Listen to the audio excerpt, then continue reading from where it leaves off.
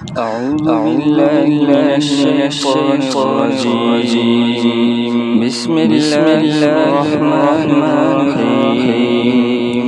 سبح اسم ربك الأعلى الذي خلق فسوى والذي قدر فهدى والذي أخرج المرعى فجعله غثاء أحوى سنقرئك فلا تنسى إلا ما شاء الله إنه يعلم ما يخفى ونيسرك لليسرى فذكر إن نفعت الذكرى سيذكر من يخشى ويتجنبها الأشقى الذي يصلى النار الكبرى ثم لا يموت فيها ولا يحيا قد أفلح من تزكى